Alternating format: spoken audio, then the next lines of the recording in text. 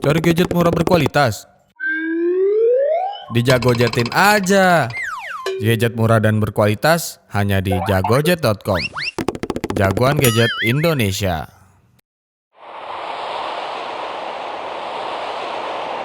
Ammar TV.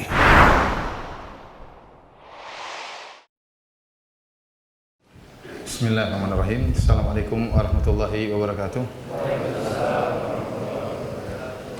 Innal hamdalillah nahmaduhu wa nasta'inuhu wa nastaghfiruhu wa natubu ilaih wa na'udzu billahi min syururi anfusina wa min sayyiati a'malina. May yahdihillahu fala mudilla lahu wa may yudlil fala hadiyalah. Wa asyhadu an la ilaha illallah wahdahu la syarikalah wa asyhadu anna Muhammadan abduhu wa rasuluhu la nabiyya ba'dah. Ya ayyuhalladzina amanu taqullaha haqqa tuqatih wa la tamutunna illa wa antum muslimun. Ya ayyuhan nasu taqu rabbakumul ladzi khalaqakum min nafsin wahidah wa khalaqa minha zawjaha wa batha minhuma rijalan katsiran wa nisaa'a. Wattaqullaha alladzi tasaaluna bihi wal arham innallaha kana 'alaikum raqiba. Ya ayyuhalladzina amanu taqullaha wa qulu qawlan sadida yuslih lakum a'malakum wa yaghfir lakum dhunubakum. وَمَن يُطِعِ اللَّهَ وَرَسُولَهُ فَقَدْ فَازَ فَوْزًا عَظِيمًا أَمَّا بَعْدُ فَإِنَّ أَصْدَقَ الْحَدِيثِ كِتَابُ اللَّهِ وَخَيْرَ الْهُدَى هُدَى مُحَمَّدٍ صلى الله عليه وسلم وشر الأمور محدثاتها وكل محدثة بدعة وكل بدعة ضلالة وكل ضلالة في النار. Ikhwani fillah wa akhwati fid din, azani Allah wa iyyakum. Hadirin hadirat yang dirahmati oleh Allah Subhanahu wa taala. Alhamdulillah, puji dan syukur kita panjatkan kepada Allah Subhanahu wa taala yang mengumpulkan kita dan mempertemukan kita dalam rangka untuk membahas ayat-ayat Allah Subhanahu wa taala yang bercerita tentang kisah Qarun, ya. Dan semoga kita termasuk dari hamba-hamba Allah yang dijanjikan oleh Nabi sallallahu alaihi wasallam bahwasanya ya barang siapa yang berkumpul di rumah-rumah Allah kemudian membaca ayat-ayat Allah dan pelajarinya, maka akan turun kepada mereka rahmat Allah, diliputi dengan ya kasih sayang Allah Subhanahu wa taala, dengan ketenangan, dan diliputi oleh para malaikat serta Allah membanggakan mereka di depan para malaikatnya. Hadirin dan hadirat yang dirahmati oleh Allah Subhanahu wa taala, Qarun, ya, sebagaimana disebutkan oleh Allah dalam surat Al-Qasas, yaitu ayat ke-76 dan seterusnya. Surat Al-Qasas ayat 76 dan seterusnya. Allah Subhanahu wa taala berfirman, "Inna Qaruna kana min qaumi Musa." Sungguhnya Qarun adalah dari kaumnya Nabi Musa, ya.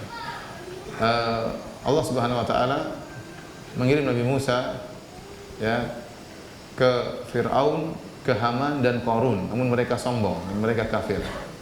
Walaqad arsalna Musa biayatina wa sultanin mubin ila Fir'auna wa Hamana wa Qaruna faqalu sahirun kadzdzab. Sungguh kami telah mengutus Musa alaihissalam dengan ayat kami, dengan kekuatan yang jelas, ya, kepada Fir'aun dan Haman dan Qarun, ya. Faqalu sahirun kadzdzab. Namun mereka berkata Musa adalah sahirun kadzdzab, penyihir dan pendusta, ya. Fir'aun, ya, sombong dengan kerajaannya, kemudian Haman sombong dengan jabatannya sebagai panglima Fir'aun, dan Qarun sombong dengan hartanya, ya. Di sini Allah menyebutkan bahwasanya Qarun berasal dari kaumnya Nabi Musa. Namun tidak dijelaskan oleh Allah Subhanahu wa taala kapan terjadinya persis peristiwa Qarun dibenamkan oleh Allah Subhanahu wa taala dalam bumi. Apakah peristiwanya terjadi tatkala Nabi Musa masih di Mesir, sebelum keluar dari Mesir, yang masih ada Fir'aun tatkala itu, di zaman adanya Haman, kemudian terjadi hal ini? Karena sebagian ahli tafsir mengatakan bahwasanya Qarun ini dulu adalah petugas dari Fir'aun, yang dia bertugas untuk mengawasi Bani Israel dan diberi harta yang banyak, kemudian dia sombong. Ataukah kejadian terbenamnya Qarun ini adalah setelah Nabi Musa keluar dari Mesir? Tidak dijelaskan oleh Allah Subhanahu wa ta'ala, ya. Tidak dijelaskan oleh Allah Subhanahu wa ta'ala. Maka tidak perlu kita mencari tahu kapannya. Kalau ada faedah dari hal tersebut, tentunya Allah akan sebutkan dalam Al-Quran. Jadi apa yang tidak dijelaskan oleh Allah, ya, tidak perlu kita perpanjang lebarkan, tidak perlu kita khilafkan. Dan ini banyak dalam Al-Quran hal-hal seperti ini. Seperti ini disyaratkan oleh Al-Hafidz Ibnu Katsir rahimahullah. Banyak perkara yang terjadi khilaf di antara sebagian ulama dalam penentuannya, namun tidak ada faedah dari hasil khilaf tersebut. Seperti mereka khilaf tentang warna anjing Ashabul Kahfi, warnanya apa ya? Mau warnanya hijau, merah, kuning, hijau nggak ada masalah. Warna tersebut tidak ada pengaruh dengan masalah iman. Contohnya khilaf tentang di mana Goa Al-Kahfi tersebut, ya, apakah di sini atau di negeri Syam, apakah di mana, apakah di Yogyakarta misalnya, tidak ada faedahnya. Apakah di Jakarta misalnya, ya, tidak ada faedahnya. Bahkan kalau ketahuan malah bahaya. Seandainya kalau ketahuan goanya tersebut ada di Selipi, orang semua akan di Selipi. Bahkan pura-pura tidur di situ, ingin tahu gimana ya tidur di Goa Kahfi. Kalau nggak bangun-bangun 300 tahun bagaimana? Oleh karenanya ini semua tidak ada faedahnya. Ya. Karena tidak ada faedahnya maka tidak perlu kita sebutkan khilafnya. Contoh seperti koron di mana? Zaman ini atau kalau ada dalilnya atau riwayat kita benar. Tapi kalau nggak ada tidak perlu kita perpanjang lebarkan tentang masalah tersebut. Yang jelas Qarun dibenarkan oleh Allah Subhanahu wa taala sebagaimana akan kita sebutkan dalam surat Al-Qasas. Saking banyak hartanya yang dibenarkan oleh Allah bersama Qarun sampai menjadi istilah kalau harta ditemukan dalam tanah namanya harta karun. Harta karun. Meskipun ditemukannya di Yogyakarta disebut harta karun. Padahal Qarun terbenamnya di sana, di Mesir atau sekitar Mesir. Dibenamkan oleh Allah di sana, bukan dibenamkan di Yogyakarta, bukan dibenamkan di Magelang misalnya. Ya. Kecuali ada ilmuwan Indonesia yang mengatakan Borobudur di mana? Kerajaan Sulaiman di Borobudur, itu lain cerita. Ya. Bahwasanya Sulaiman itu Sulaiman dan macam-macamnya ini kalau ini ya nggak tahu. Tapi yang jelas bahwasanya harta Qarun itu sangat banyak sampai dijadikan istilah kalau ada harta ditemukan di mana saja di tanah air kita namanya harta Qarun, ya. Padahal bukan Qarun, mungkin hartanya Paijo, hartanya siapa ya. Tapi jadi istilah menjadi harta Qarun, saking banyak hartanya. Ayat tentang cerita tentang Qarun, ya. Allah sebutkan setelah Allah berfirman sebelumnya, di ayat sebelumnya Allah berfirman, "Wa ma utitum min syai'in famata'ul hayatid dunya wa zinatuha." Allah mengatakan apa harta yang diberikan kepada kalian, maka itu hanyalah kesenangan dunia dan perhiasannya. Ya, artinya Allah mengingatkan bahwasanya harta tersebut hanya perhiasan dunia diberikan. Allah berikan kepada orang yang beriman, Allah berikan kepada orang kafir, Allah berikan kepada orang yang ingkar. Ya, Allah berikan harta kepada orang yang Allah cintai dan yang Allah tidak cintai.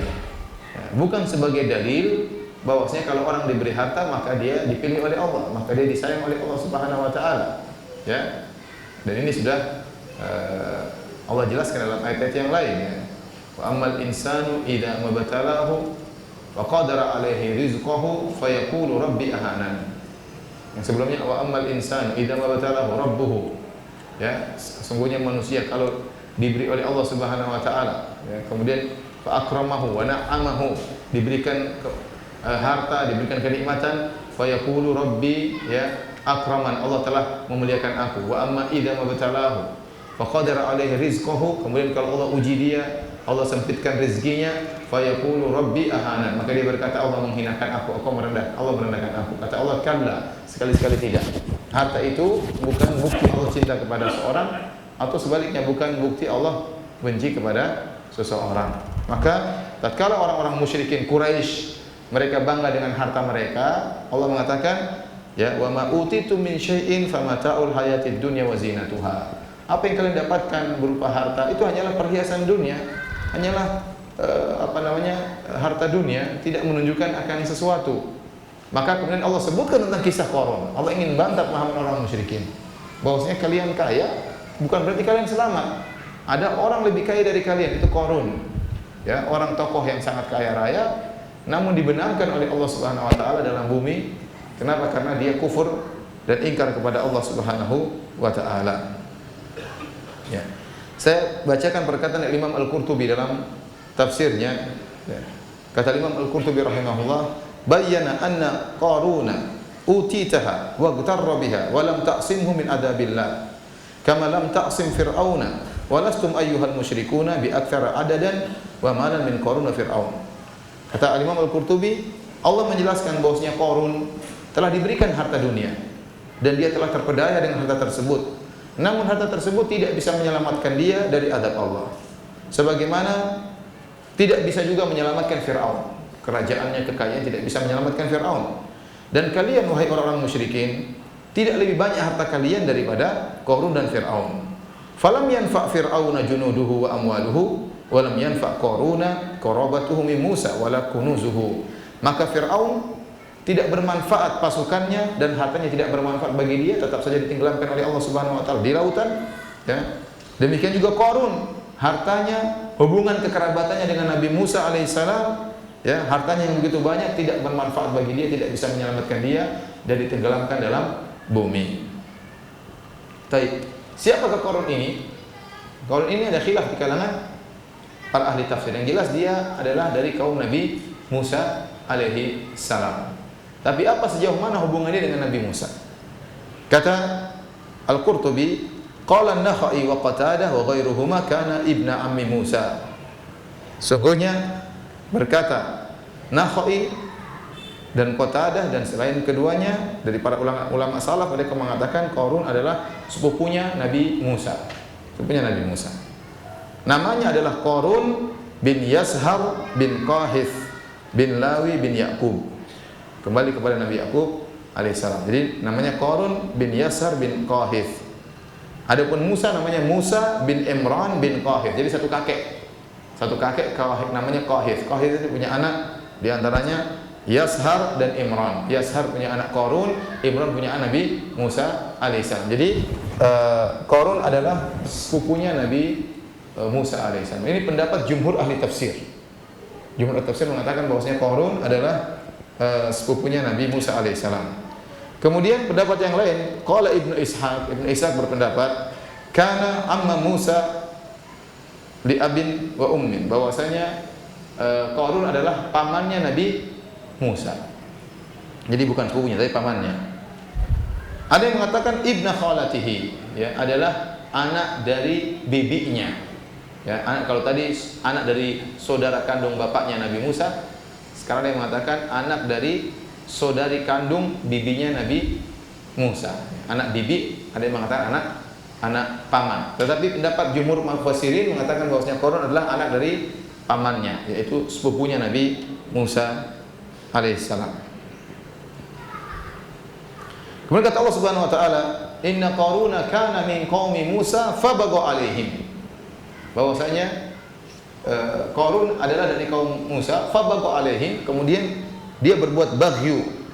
Baghyu artinya adalah perbuatan zalim, perbuatan melampaui batas, ya, perbuatan melampaui batas. Dan perbuatan apa yang dia lakukan terhadap kaumnya, perbuatan melampaui batas tersebut tidak dijelaskan juga oleh Allah dalam ayat tersebut, dan juga tidak dijelaskan oleh Nabi dalam hadis-hadis yang sahih. Maka wallahu alam bisawab, ya, sebagian ulama terjadi khilaf namanya di kalangan para ahli tafsir, apa perbuatan kezaliman yang dilakukan oleh Qarun kepada kaumnya. Ada yang mengatakan maksudnya kesombongan. Oleh karenanya Al-Hafidz Imam Al-Qurtubi mengatakan baghyuhu annahu zada fi tuli thawbihi shibran. Di antara sifat berlebih-lebihannya yaitu dia menambahkan dalam pakaiannya lebih panjang sejengkal, ya. Jadi isbal, ya. Kemudian dia sombong dengan isbal tersebut. Ini pendapat dari Syahr bin Hausyab, ya. Kan dalam hadis Rasulullah SAW bersabda, la yanzurullah ila man jarra izarahu batara. Allah tidak akan melihat kepada orang yang menjulurkan sarungnya, ya, menggeret sarungnya, kepanjangan celananya karena sombong. Ada yang mengatakan bagyuhu, maksudnya dia berbuat bagyu, ya, berbuat zalim, maksudnya dia kafir kepada Allah Subhanahu wa taala. Ini pendapat Ad-Dhahhak. Dan ada yang mengatakan dia bagyuhu istighfafuhu bihim bi kathrati malihi wa waladihi, yaitu dia merendahkan orang lain.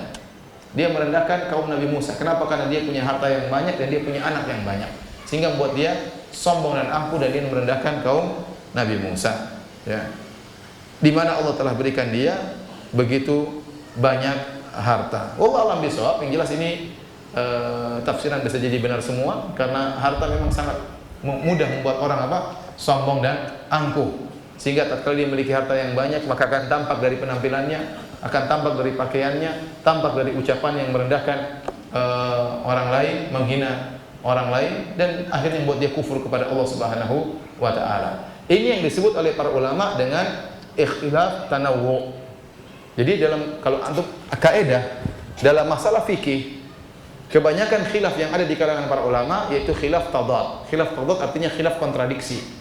Satu mengatakan haram, satu mengatakan apa? Halal. Satu mengatakan makruh, satu mengatakan mubah.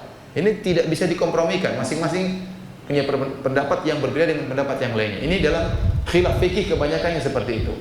Berbeda dengan khilaf dalam tafsir. Kebanyakan khilaf dalam tafsir namanya khilaf tanawwu. Khilafnya artinya berbagai macam pendapat namun tidak saling berkontradiksi. Satu mengatakan bahwasanya Qarun dia sombong dengan pakaiannya, satu mengatakan Qarun sombong dengan penampilannya, dengan perkataannya, satu mengatakan Qarun sombong dengan kekufurannya. Dan ini semua benar. Ini namanya apa? Khilaf tanawwu. Terjadi khilaf namun tidak terjadi kontradiksi, seakan-akan masing-masing hanya menyebutkan contoh. Masing-masing oh ini contohnya, bagyunya contohnya adalah dia sombong dengan pakaian. Satunya mengatakan contohnya dia sombong dengan perkataannya. Ini namanya khilaf. Dan dalam kitab-kitab tafsir khilaf seperti ini banyak. Berbeda dengan buku fikih. Buku-buku fikih kebanyakan khilafnya khilaf tadad, khilaf kontradiktif. Satu mengatakan haram, satu mengatakan apa? Halal. Satu mengatakan makruh, satu mengatakan sunnah misalnya. Khilafnya benar-benar khilaf. Tapi tafsir tidak. Ada yang mengatakan bahwasanya ya, dia bagyuhu, dia berbuat berlebih-lebihan melampaui batas karena dia hasad kepada Nabi Musa dan Nabi Harun. Ini pendapat Al-Qurtubi menyampaikan dalam tafsirnya. Ya, jadi kenapa Nabi Musa memegang kenabian, kemudian Harun memegang masalah korban. Kalau korban lewat tempat yang diserahkan kepada Nabi Harun sebagai pengurusannya, maka dia mengatakan famali, kalau gitu saya pegang apa? Sepupu-sepupu saya sudah memiliki kekuasaan, satunya Nabi, satunya memegang kekuasaan masalah korban, terus saya jadi apa? Akhirnya dia hasad kepada Nabi Musa dan kepada Nabi Harun alaihi wassalam ya. Dan subhanallah, Nabi Musa ini luar biasa ya. Makanya Allah sebut dalam Al-Quran, wa kana indallahi wajiha ya. Sungguhnya Nabi Musa memiliki kedudukan di sisi Allah Subhanahu wa taala, punya kedudukan. Di antara bukti kedudukannya, Nabi Musa minta kepada Allah agar Harun jadi nabi ya. Ya. Agar jadikan apa? Harun sebagai nabi. Waj'al apa? Li waziran min ahli Harun akhi. Ya Allah, jadikanlah Harun sebagai pembantuku ya, sebagai penolongku dari saudaraku. Allah angkat Harun jadi nabi gara-gara permintaan siapa? Musa. Hebat atau tidak? Bukan minta Harun jadi raja, enggak ya. Jadi nabi, ini kedudukannya sangat tinggi. Yang minta siapa? Nabi Musa. Allah kabulkan, Allah kabulkan. Karena Nabi Musa kedudukannya sangat tinggi di sisi Allah Subhanahu wa taala. Ini membuat Qarun yang merupakan sepupu mereka kemudian hasad kepada mereka.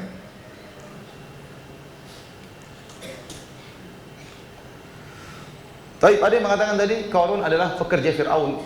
Akhirnya dia berbuat zalim kepada kaumnya Nabi Musa alaihissalam. Sampai akhirnya begitu dia hasad kepada Nabi Musa alaihissalam, Qarun ya, sampai akhirnya dia buat makar. Dia menyewa seorang wanita pezina untuk mengaku-ngaku bahwasanya Musa telah menidurinya, telah berzina dengan wanita tersebut. Tatkala Nabi Musa sedang berdakwah di hadapan umatnya, tiba-tiba datang wanita ini. Dikasih duit banyak oleh Qarun. Katanya Musa telah berzina dengan wanita ini dan telah menjadikan wanita ini hamil ya. Maka Nabi Musa pun marah dan kaget kepada wanita tersebut. Kemudian Nabi Musa bersumpah dengan nama Allah yang telah menyelamatkan mereka dari kejaran Fir'aun, yang telah membelah lautan, yang telah begini. Benarkah perkataanmu? Musa ingatkan tentang bagaimana mukjizat Allah yang telah Allah jalankan melalui tangannya ya. Terbukanya lautan, selamat dari Fir'aun yang telah begini, supaya wanita tersebut ingat bahwasanya Musa ini bukan sembarang orang, dia telah dipilih oleh Allah Subhanahu wa taala. Apakah perkataan kamu benar wahai sang wanita ya? Maka wanita tersebut mengatakan tidak benar. Akhirnya ditanya, siapa yang membayarmu? Kata wanita tersebut, Qarun. Tatkala itu kemudian Nabi Musa pun berdoa kepada Allah agar membenamkan siapa? Qarun. Ini riwayat, disebut dalam riwayat, namun tidak ada sanad yang sahih ya. Sebab ini disebut dengan Israiliyat, ya, kisah seperti ini tidak ada sanad yang sahih. Namun demikianlah sebagian ulama menyebutkan di antara sebab kenapa Qarun dibenarkan karena dia pernah menuduh Nabi Musa berzina dengan seorang wanita, dengan wanita bayaran yang dia bayar wanita tersebut karena dia hasad kepada Nabi Musa alaihissalam.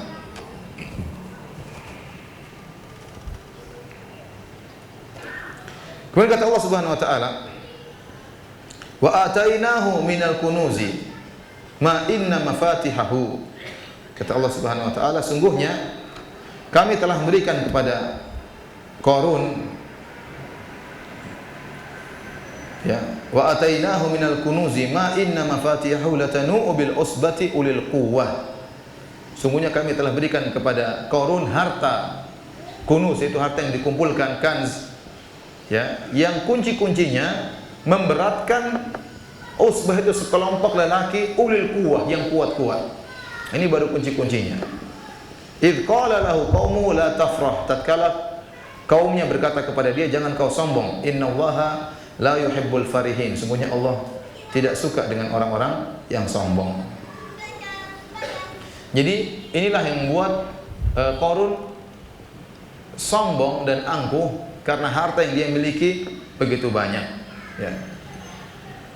Sampai disebutkan bahwasanya kuncinya, ya, diangkat oleh usbah, latanu artinya membuat miring. Jadi para orang-orang besar tersebut yang kuat-kuat tersebut waktu mengangkat kunci-kunci gudangnya Qarun, mereka sampai sempoyongan saking apa? Beratnya. Berapa jumlah lelaki tersebut yang mengangkat kunci-kuncinya Qarun? Ada khilaf di kalangan para ahli tafsir. Ada yang mengatakan 20 orang, ada yang mengatakan 40 orang, ada yang mengatakan 70 orang. Allah yang mengatakan sekumpulan orang mengangkat kuncinya sampai apa? Miring saking beratnya. Dan kunci setiap gudang disebutkan, ada yang menyebutkannya terbuat dari kulit, entah kulit sapi atau kulit unta. Ya, kuncinya terbuat dari kulit dan satu gudang kuncinya seukuran satu jari. Ya, kalau diangkat oleh 70 orang berarti kuncinya banyak sekali. Kalau kuncinya banyak berarti gudangnya banyak sekali. Ya, kita seperti kita punya kunci rumah kan banyak, ya. Tapi cuma satu pintu aja, kuncinya aja yang banyak. Tapi pintunya cuma satu. Ini kunci seretnya banyak. Kalau Qarun tidak, satu kunci satu apa? Gudang.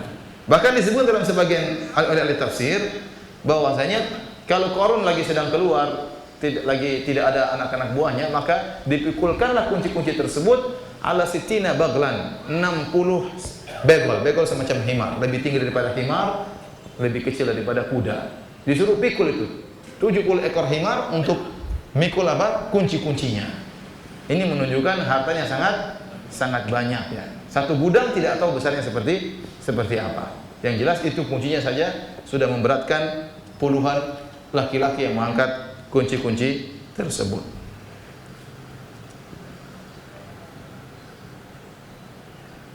Hadirin dan hadirat yang dirahmati oleh Allah Subhanahu wa taala. Ya. Idz qala lahu qaumuhu la tafrah. Kemudian akhirnya ada sebagian orang-orang mukminin dari Bani Israel, dari kaumnya, menegur Qarun, menasihati Qarun. Ini adalah orang-orang yang baik, bernahi mungkar, beramar ma'ruf. Mereka berkata, la tafrah, jangan kau sombong. Innallaha la yuhibbul farihin. Sungguhnya Allah Subhanahu wa taala tidak suka dengan orang-orang yang sombong.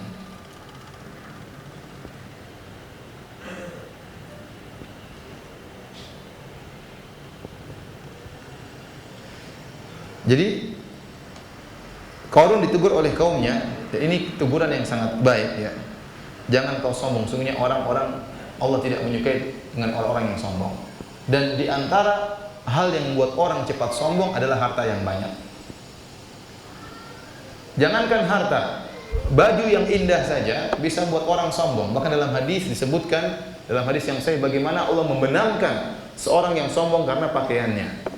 Bainama rajulun yamshi wa alaihi burdani yatabakhtaru fihima. Tatkala ada seorang laki berjalan memakai dua selendang kain, dia sombong dengan dua kainnya tersebut, maka Allah pun membenamkan dia dalam tanah ila yaumil qiyamah. Wa huwa yatajaljalu fiha ila yaumil qiyamah. Ya, Allah khasafa bihi, Allah tenggelamkan dia, wa huwa yatajaljalu fiha ila yaumil qiyamah. Maka dibenamkan dalam bumi dan dia bergerak terus dalam bumi, disiksa, digoncang-gancingkan oleh Allah sampai hari kiamat. Gara-gara apa? Gara-gara sombong dengan baju. Bisa orang sombong dengan apa? Baju. Nah, kalau baju saja bisa bikin sombong, apalagi yang lainnya ya. Baju bisa bikin sombong enggak? Bisa. Mobil apalagi? Bisa bikin apa? Sombong. Rumah mewah bisa bikin sombong nih, bisa bikin sombong. Ya, bukan berarti orang punya mobil mewah pasti sombong, tidak. Tergantung hatinya. Kemewahan bisa dimiliki. Nabi Sulaiman kaya raya, namun tidak sombong, mengakui segala nikmat dari Allah Subhanahu Wa Taala. Fir'aun, Qarun tidak, mereka sombong. Ya, mereka sombong. Jadi harta yang dia miliki begitu banyak, buat apa orang sombong? Jadi hati-hati ikhwan, antum kalau memiliki barang-barang mewah, memiliki harta kaya, jangan sampai masuk di hati antum sehingga menjadikan antum sombong. Dan ini kalau telah datang kesombongan, maka akan mendatangkan kebinasaan. Saya ingatkan, kalau baju saja bisa bikin sombong, apalagi HP, apalagi mobil, ya, apalagi rumah mewah, ya, apalagi rumah mewahnya berjajaran ada berapa, apalagi mobil dia pajang depan rumah 5 mobilnya, gimana nggak sombong? Oh, saya nggak sombong, cuma gaya. Terus bedanya gaya dengan sombong apa? Jadi hati-hati ya, hati-hati, ya. Orang harta sangat mudah bikin sombong. Orang naik mobil harganya 2 miliar. Mau tidak sombong bisa, tapi susah. Apakah setiap orang punya mobil 2 miliar tidak sombong? Bisa tidak sombong, tapi susah. Antum pakai mobil harganya 2 miliar pulang kampung, terus buka kaca jendela, kan gimana? Ada supir depan, terus antum buka jendela terus. Wah, itu luar biasa hatinya. Itu kadang masuk kesombongan tersebut dengan tiba-tiba tanpa antum sadari. Coba antum lah, ya, naik mobil yang murahan. Terus satu hari antum naik, padahal numpang aja, bukan punya. Numpang sama mobil yang mewah, rasanya gimana gitu ya? Padahal cuma apa? Numpang. Jadi datang kesombongan itu dengan apa sih? Maka harus kita lawan. Harus kita lawan. Jabatan juga bisa membuat orang apa? Sombong, angkuh, ya. Ya. Fir'aun sombong dengan kekuasaannya. Haman sombong dengan apa? Dengan jabatannya. Betapa banyak orang yang sombong dengan jabatannya. Mudah merendahkan orang lain dengan jabatan. Baru punya pangkat sekian sudah bentak-bentak sana sini, marah-marah, hina orang lain. Ya, sombong. Oleh karena hati-hati, maka kaum Nabi Musa mengingatkan Qarun dengan mengatakan la tafrah innallaha la yuhibbul farihin. Jangan kau sombong, sungguhnya Allah benci dengan orang-orang yang sombong, ya. Saya sering sampaikan cerita bagaimana teman saya, ya, kepala polisi di Masjid Nabawi, ya. Dia pernah bilang sama saya, Firanda, saya ingin pensiun dini. Saya bilang, kenapa? Kalau antum di sini kan bagus, banyak manfaat, antum bisa beri manfaat. Saya pun kalau masuk ke raudhah tidak usah ngantri, langsung bisa masuk. Dan sudah saya lakukan berapa kali. Tinggal telepon masuk, tidak pakai ngantri. Dengan beberapa teman-teman ada. Karena dia bilang kita tugasnya memuliakan. Kalau ada dai-dai, ada orang besar-besar yang punya jasa sama Islam, kasih tahu saya. Masuk. Dia ingin memuliakan kaum muslimin dari sisi itu, ya. Saya bilang, kenapa berhenti? Dia bilang, kau tidak tahu ini baju fitnah, kata dia. Banyak bintang di sini, banyak bintang. Ini bahaya baju ini, kata dia. Kau nggak tahu nih, ini baju dikejar banyak orang, tapi ini fitnah. Luar biasa. Saya saja kalau pulang dari kantor, belum sempat ganti baju, kemudian saya pergi ke kios, ke mart gitu, kira-kira bakola kalau bahasa Arab, ya. Kemudian saya beli sesuatu, beli barang, saya mau bayar, kata penjual, oh nggak usah. Kenapa? Karena ada bintang-bintang mereka lihat. Nggak usah. Kalau saya beli sesuatu, ngantri panjang, tahu-tahu saya datang, semua minggir, katanya, silakan Pak, silakan. Kenapa? Bintang-bintang. Coba kalau saya pulang buka baju, pakai baju biasa seperti baju jubah. Kalau ngantri beli roti aja ngantri, nggak ada yang mempersilahkan. Padahal cuma beli apa? Roti. Kalau beli kios suruh bayar. Ini baju fitnah, katanya. Baju fitnah. Ya. Jadi benar, kedudukan itu buat orang sangat mudah untuk apa? Sombong. Ya. Orang terkadang punya pangkat ini, panglima, punya pangkat inilah macam-macam.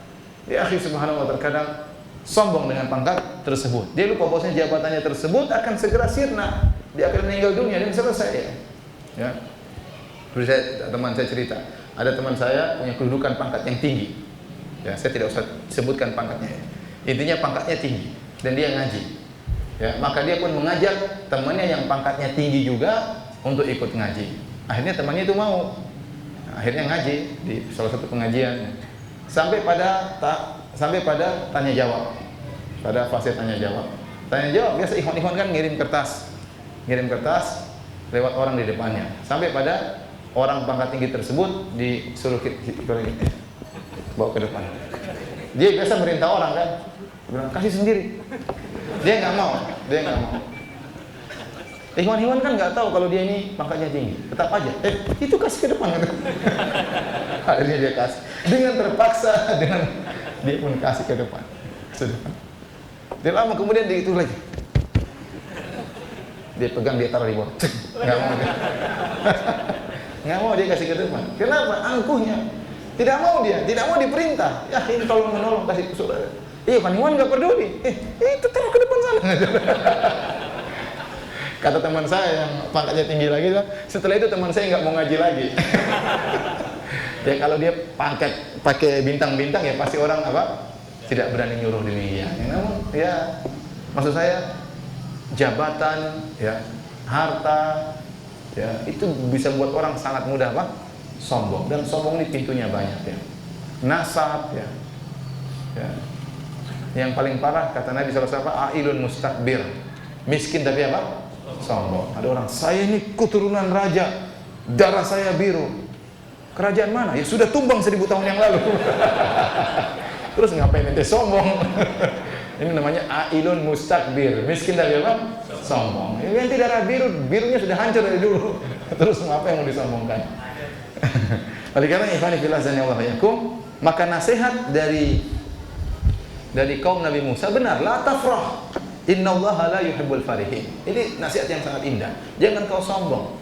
Sesungguhnya Allah Subhanahu wa taala tidak suka dengan orang-orang yang sombong. Kemudian nasihat lagi berikutnya, wabtaghi fima ataakallahu ad-daral akhirata wa la tansa nasibaka minad dunya wa ahsin kama ahsanallahu ilaik wa la tabghil fasada fil ardi innallaha la yuhibbul mufsidin. Dan carilah pada apa yang telah dianugerahkan Allah kepadamu, mencari kebahagiaan negeri akhirat, dan janganlah kamu melupakan kebahagiaanmu dari kenikmatan duniawi, dan berbuat baiklah kepada orang lain sebagaimana Allah telah berbuat baik kepadamu, dan janganlah kamu berbuat kerusakan di muka bumi, sungguhnya Allah tidak menyukai orang-orang yang berbuat kerusakan. Jadi ini nasihat yang indah dari kaumnya kepada Qarun. Mereka baik ya. Mereka baik. Jadi kata para penasihat tadi, jangan sombong. Kemudian ini pertama, jangan sombong. Berikutnya dikasih solusi. Kamu kan punya harta. Pertama, kamu jangan sombong. Kedua, gunakanlah hartamu untuk mencari akhirat. Wabtaghi fima ataqallahu daral akhirah wa la tansa nasibaka minad dunya. Carilah dari rezeki yang Allah berikan kepadamu, carilah darul akhirat, negeri akhirat. Dengan rezeki yang Allah berikan kepadamu, jadikanlah sarana untuk mencari apa? Akhirat. Wa la tansa nasibaka minad dunya, dan jangan kau lupa dengan bagianmu dari dunia. Ini ada dua pendapat tentang ayat ini, maksudnya apa? Dijelaskan oleh Imam Al-Qurtubi rahimahullah dalam tafsirnya. Pendapat yang pertama, pendapat Ibnu Abbas dan jumhur ulama, jumhur mufassirin. Maknanya la tudayya umraka fi alla ta'mala amalan shalihan fi dunyaka. Idzil akhiratu innama yu'malu laha fa nasibul insan umruhu wa amaluhu shalih fiha. Jadi ini tafsir yang pertama sangat berat. Maknanya apa? Jangan ya, ingat umurmu terbatas, maknanya demikian. Umurmu terbatas. Bagianmu di dunia itu kehidupanmu, maka jangan kau sia-siakan seluruh harta, seluruh kenikmatan yang Allah berikan kepadamu. Jangan kau cari untuk dunia, tapi untuk apa? Akhirat. Jadikanlah segala yang Allah berikan kepadamu, harta, kekuasaanmu, segala kenikmatan sebagai sarana untuk mencari akhirat. Ingat umurmu pendek. Jadi wala tansa nasibaka minad dunya, artinya jangan kau lupakan bagianmu di dunia, artinya umurmu pendek. Maka jangan disia-siakan. Kata Al-Qurtubi rahimahullahu ta'ala, fal kalamu ala hadha ta'wil syiddatun fil mau'izah. Kalau kita tafsirkan dengan tafsiran ini, maka ini adalah tafsiran yang keras dalam memberi nasihat, mengingatkan kepada kita bahwasanya tidak boleh, seakan-akan maknanya tidak boleh kau gunakan kenikmatan dunia yang kau miliki hanya sekedar untuk dunia, tapi harus untuk apa? Akhirat. Harus untuk akhirat, kalau tidak kau akan binasa. Ini berat. Ini tafsiran yang pertama. Kenapa? Karena wala tansa nasibaka minad dunya, jangan kau lupa bahwasanya bagian di dunia cuma sebentar, umurmu cuma apa? Sebentar. Ini tafsiran yang pertama. Tafsiran yang kedua, ini adalah pendapat Al-Hasan, itu Hasan Al-Basri dan Qatadah. Maknahu la tudayyi haddaka min dunyaka fi tamattu'ika bil halal wa talabika iyyahu wa nadharika li aqibati dunyaka. Fal kalam ala hadha at-ta'wil fihi ba'd ar-rifq bihi wa islahul amr alladhi yashtahi. Yang kedua, lebih ringan tafsirannya. Maksudnya bagaimana? Yang kedua, ini pendapat Hasan Al-Basri dan Qatadah. Maksudnya carilah dengan duniamu, carilah akhirat. Tapi tidak mengapa kau bersenang-senang pada perkara yang dihalalkan. Ya. Artinya boleh kau bergembira, boleh kau gunakan hartamu dengan perkara yang dihalalkan oleh Allah. Ya. Ini boleh. Jadi, tafsiran yang kedua lebih ringan daripada tafsiran yang pertama. Jadi seakan-akan gini, kamu jangan terus beribadah kepada Allah. Ada waktunya untuk apa? Untuk santai, untuk istirahat. Ya. Ini pendapat juga lebih condong kepadanya Al-Hafidz Ibnu Katsir rahimahullah. Al-Hafidz Ibnu Katsir lebih condong pada pendapat yang kedua. Maka waktu dia menafsirkan ayat ini, dia membawakan ayat ini bahwasanya asalnya seorang hidupnya seluruhnya untuk Allah. Seluruh kenikmatan dia yang dimiliki untuk Allah Subhanahu wa taala. Segala harta untuk Allah, tetapi jangan dia lupakan bahwasanya dia punya hak untuk bersenang-senang di dunia.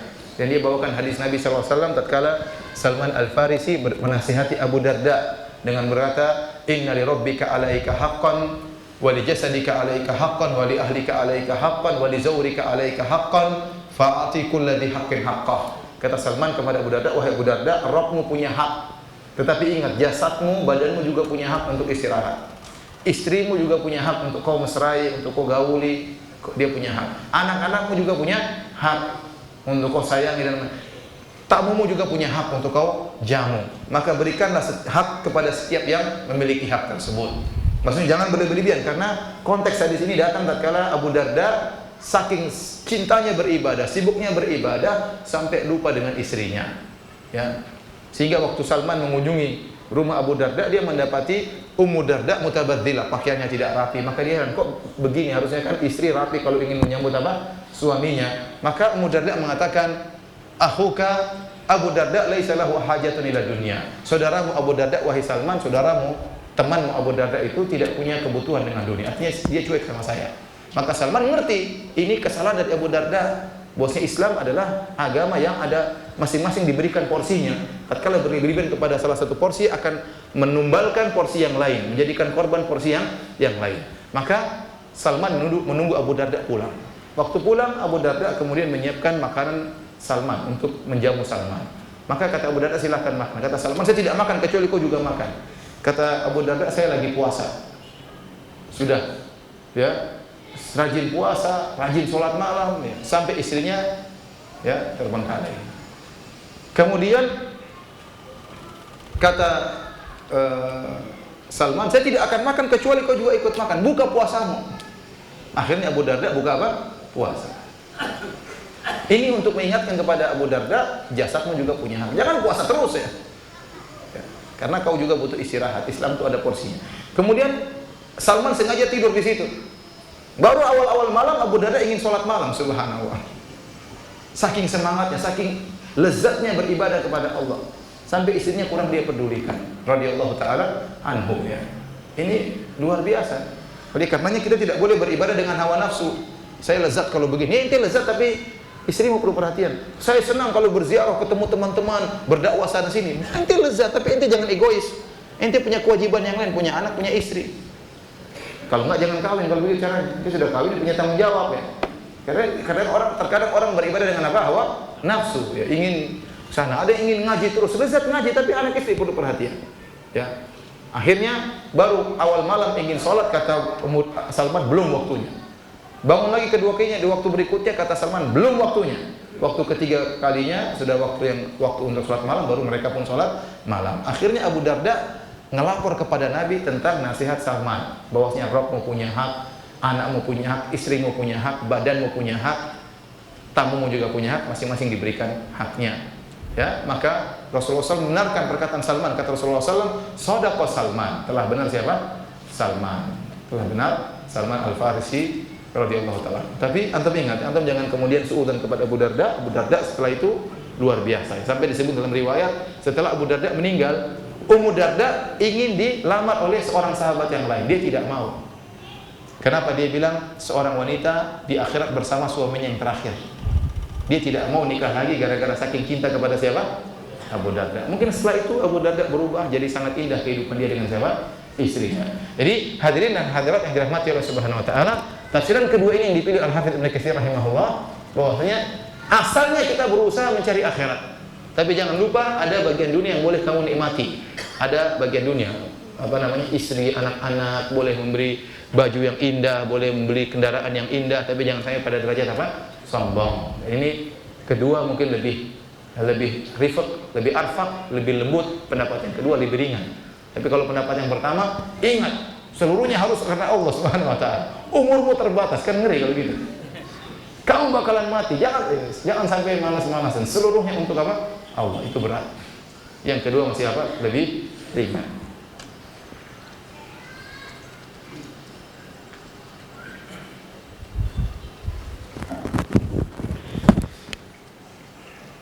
Oleh karenanya diriwayatkan oleh Imam Malik, yang dimaksud dengan wala tansa nasibaka minad dunya, jangan kau lupa dengan kehidupan duniamu. Kata Imam Malik, huwal aklu wasyurbu bila saraf. Ya, karena Imam Al-Qurtubi ini mazhabnya mazhab Maliki. Dia tahu tentang pendapat Imam Malik. Ya, dia mengatakan, yang maksudnya jangan lupa untuk makan dan minum dan jangan berlebih-lebihan. Wa qila arada binasibihi al-kafan. Ada yang pendapat mengatakan yang dimaksud dengan bagian dari dunia adalah kain kafan. Dan ini adalah nasihat yang bersambung. Ya. Seakan-akan mereka menyampaikan kepada Qarun, la tansa annaka tatru jami'a malika illa nasibaka hadzal ladzi huwal kafan.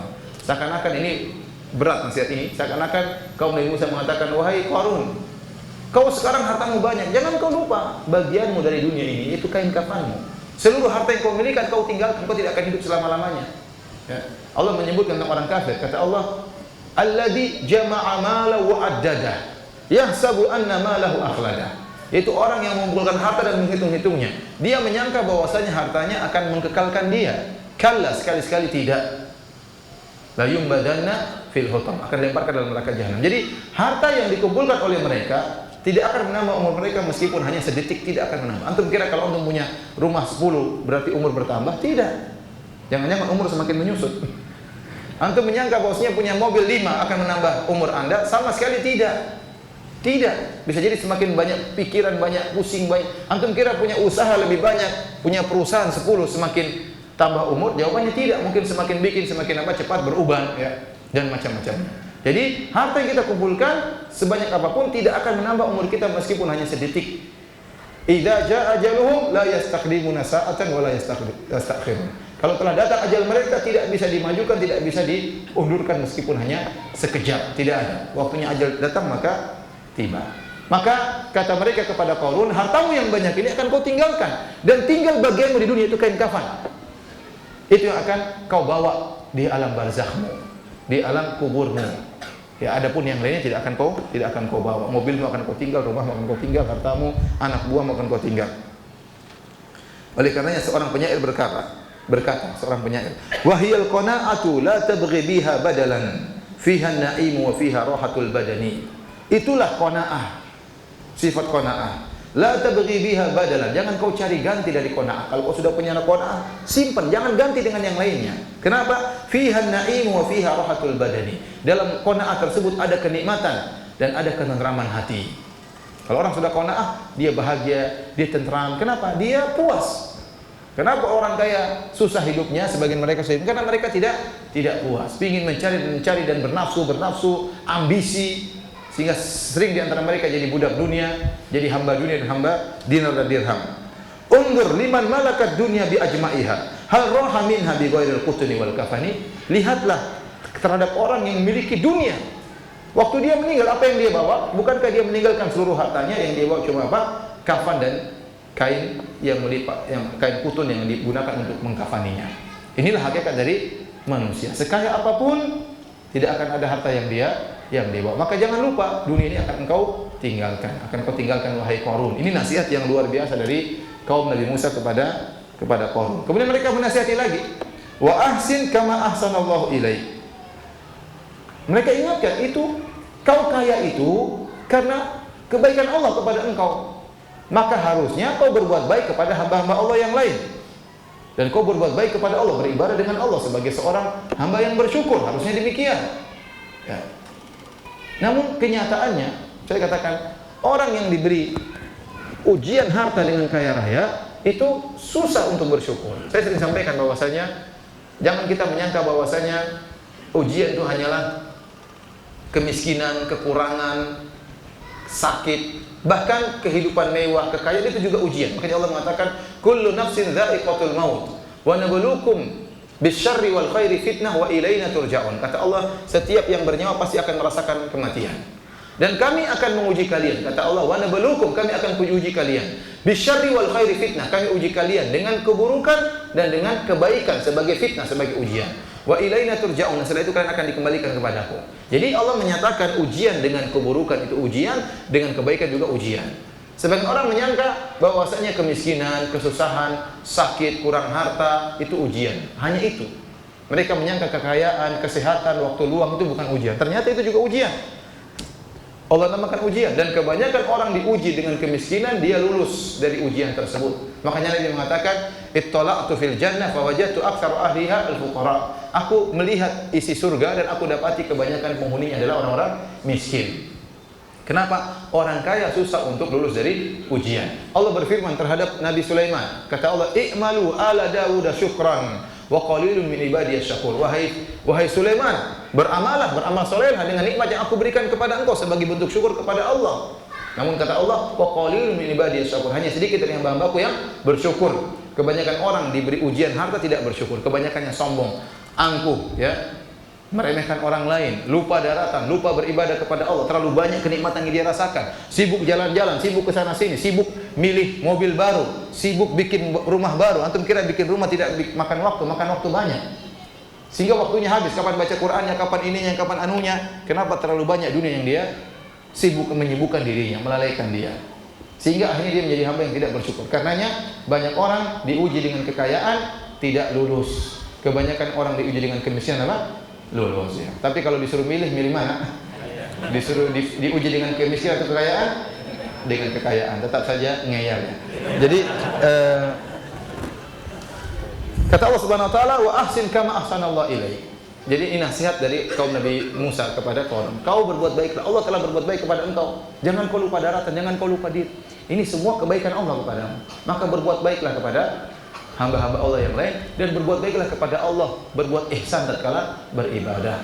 Anta budallaha ka'annaka tarah, kau beribadah kepada Allah seakan-akan kau melihat Allah. Fa illam takun tarahu fa innahu yarak. Kalau kau tidak bisa melihat Allah, maka Allah pasti melihatmu. Kemudian mereka menasihati lagi, wala tabghi al-fasada fil ard, dan jangan kau melakukan kerusakan di atas muka bumi. Innallaha la yuhibbul mufsidin. Sesungguhnya Allah tidak mencintai orang-orang yang melakukan kerusakan, maksudnya maksiat.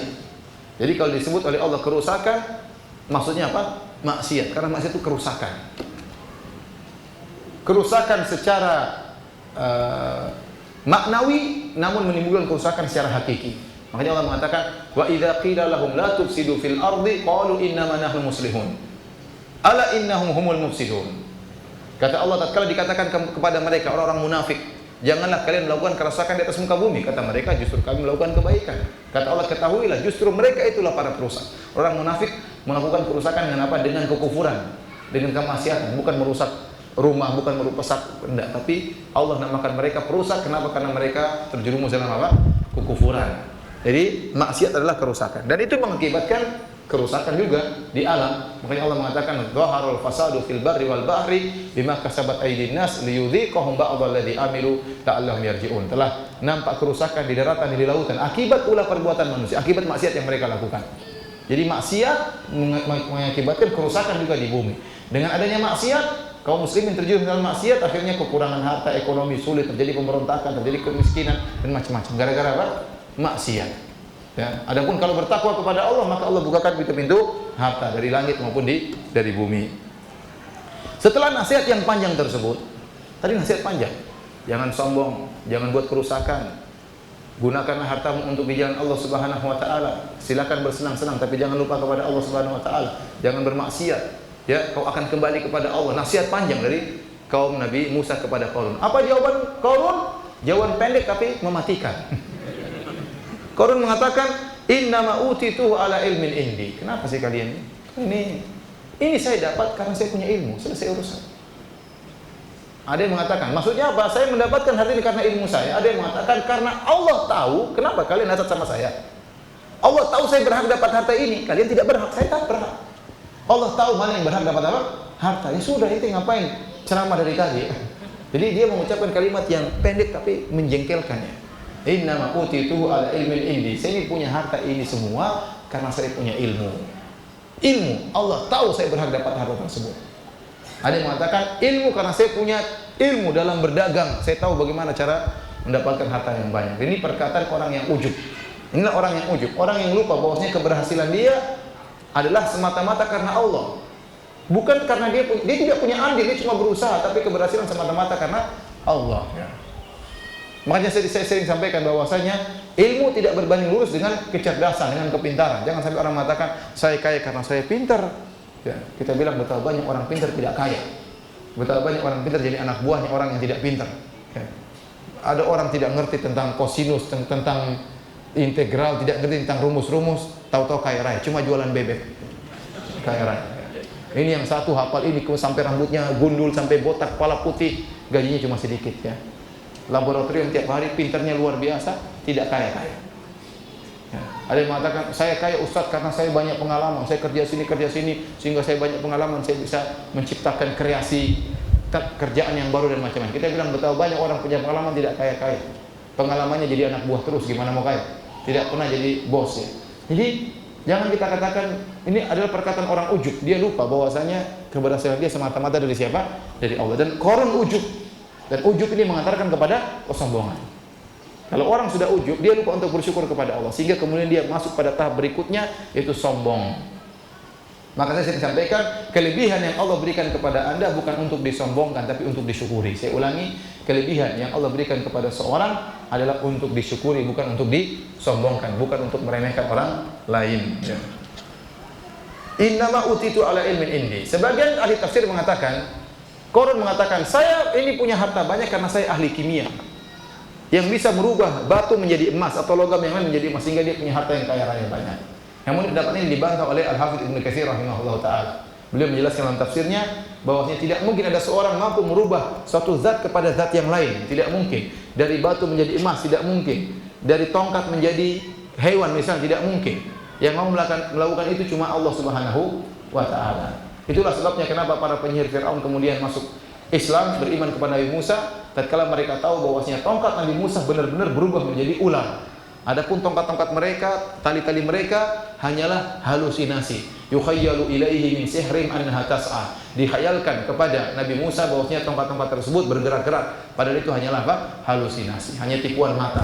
Tetapi waktu Nabi Musa melemparkan tongkatnya, tiba-tiba benar-benar berubah menjadi ular. Mereka yakin tidak ada yang mampu merubah kayu menjadi daging kecuali siapa? Pencipta. Maka mereka langsung beriman kepada Allah Subhanahu wa taala. Jadi pendapat yang mengatakan Qarun ahli kimia itu tidak benar. Jangan sampai ada yang mengatakan bapak kimia Qarun. Jangan. Tidak ada. Ini pendapat tidak benar.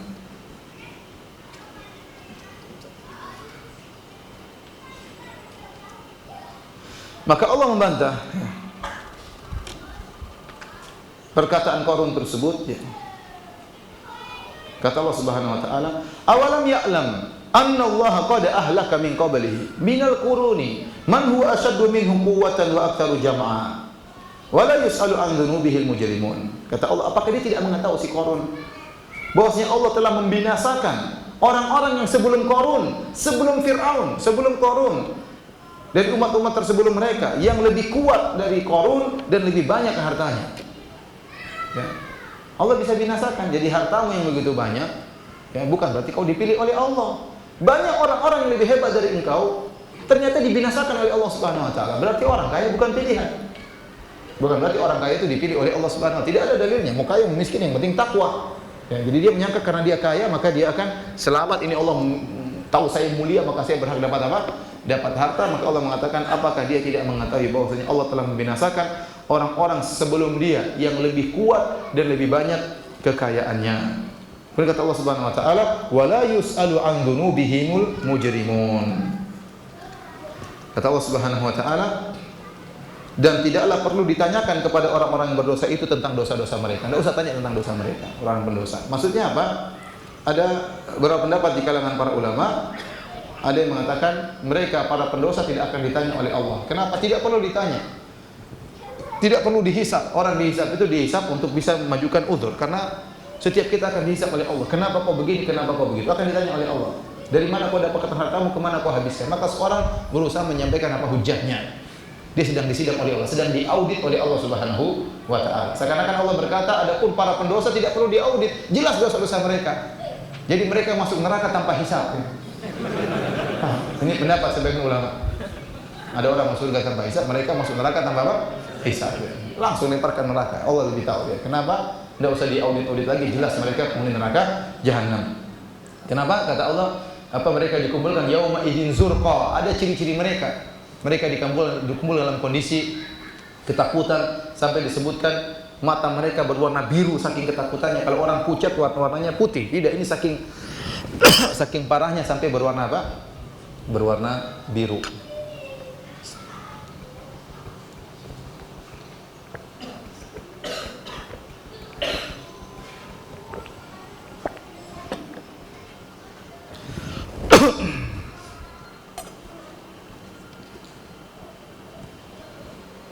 Ini salah satu pendapat yang disebut oleh Al-Qurtubi dalam tafsirnya. Akhirnya dia sudah dinasihati, dia sombong, bahkan dia ingin pamerkan kesombongannya. Ini orang banyak seperti itu nyayang. Ya, kamu jangan sombong, kau yang sombong malah gitu. Maksudnya orang kamu jangan marah. Siapa yang lagi marah? Saya tidak marah. Itu marah itu. Jadi orang ditegur itu susah ya. Arti kenapa? Ada ego. Dan saya lihat terkadang antum lihat lagi atur saf, nanti ngatur orang aja. Dia nggak mau disuruh, nggak mau kenapa? Dia merasa ego, dia merasa direndahkan, apa? Diatur seakan-akan dia salah. Jadi saya akan membuat dalam dirinya, kamu sih salah-salahin sih, kamu kok disalah-salahin? Ada ego seperti itu. Ya, sampai ada sebagian ustadz waktu itu sholat terus yang di depannya orang-orang penting, orang-orang berilmu, orang-orang punya jabatan. Ustadz tersebut mungkin agak ini, dia bilang mungkin ya, dia bilang lurus-luruskan. Akhirnya ada yang nyeletuk, saya sudah tahu gitu, nggak usah diajarin katanya. Ya maksud saya lain kali mungkin ustadznya perlu tolong pak dilurusin. Ini orang-orang pentingnya harus kita baik-baikin. Kalau enggak tadi egonya susah orang seperti itu. Ya, makanya apalagi dinasihati seperti Qarun, kamu itu salah, kamu nanti bakalan mati. Oh, Qarun tambah jengkel ya. Qarun tambah jengkel. Makanya dia tambah sombong. Begitu habis nasihati, di puncak-puncak kesombongannya. Kamu yang hasad nasihat saya. Kamu hasad kan? Alasan dia nasihat saya. Padahal kamu apa? Hasad.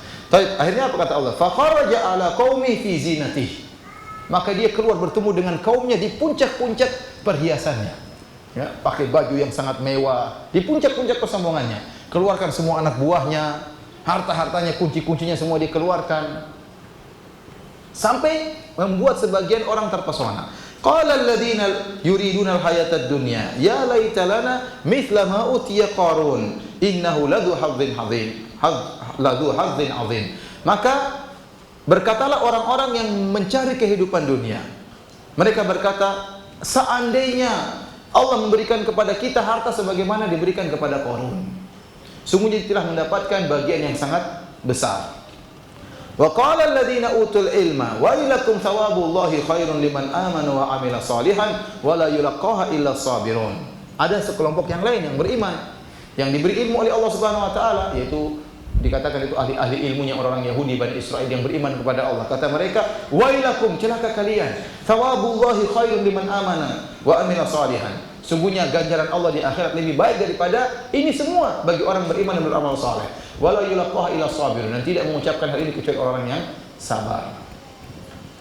Ada khilaf di kalangan para ulama tentang siapa yang terpesona dengan Qarun. Jadi Qarun keluar dengan puncak perhiasannya. Dia pakai baju yang terindah, dia bawa tunggangan-tunggangannya, kuda-kudanya, begol-begolnya. Dia pakai baju yang sangat indah, seakan-akan hari raya, padahal bukan apa? Hari raya. Ya. Ada yang mengatakan waktu itu hari raya juga. Intinya seakan-akan dia puncak-puncak kesombongan. Ya. Ada yang mengatakan dia membawa 70.000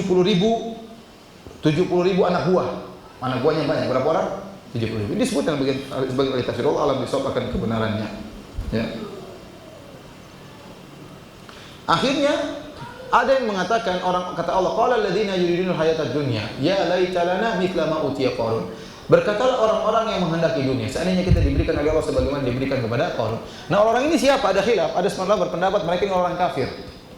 Ada yang mengatakan tidak, mereka orang beriman tapi terpedaya. Ada orang beriman begitu melihat harta, mereka terpedaya, iman mereka lemah sehingga mereka pun mencari apa? Dunia. Ya.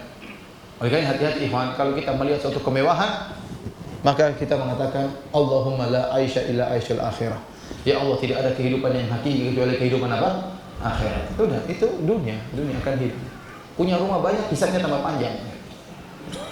Punya rumah banyak, hisabnya tambah panjang. Punya mobil banyak, hisabnya tambah panjang. Sudah ente mobil satu, syukur kepada Allah Subhanahu wa taala. Ini pun hisabnya panjang, apalagi mobil banyak.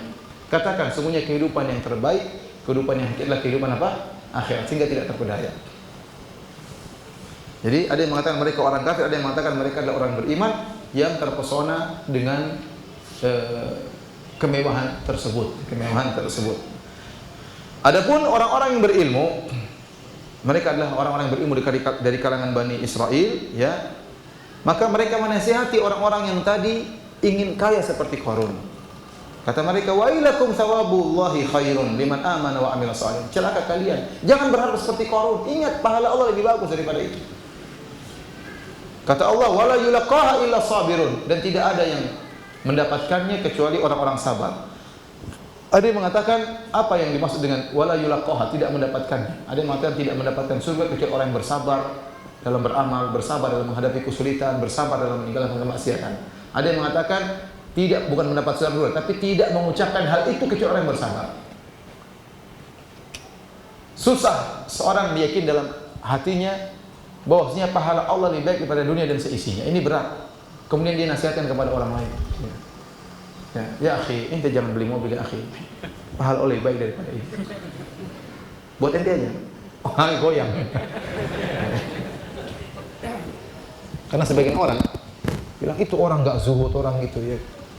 Makanya waktu ada sebagian salaf mengatakan az-zahid Umar bin Abdul Aziz. Orang yang zuhud itu hakiki adalah Umar bin Abdul Aziz. Kenapa? Dia bisa kaya namun tidak mau kaya. Tapi kalau ada orang yang terpaksa miskin kemudian nuduh orang enggak zuhud, ya, ente belum tentu zuhud. Kalau ente diuji dengan kekayaan, ente belum tentu apa?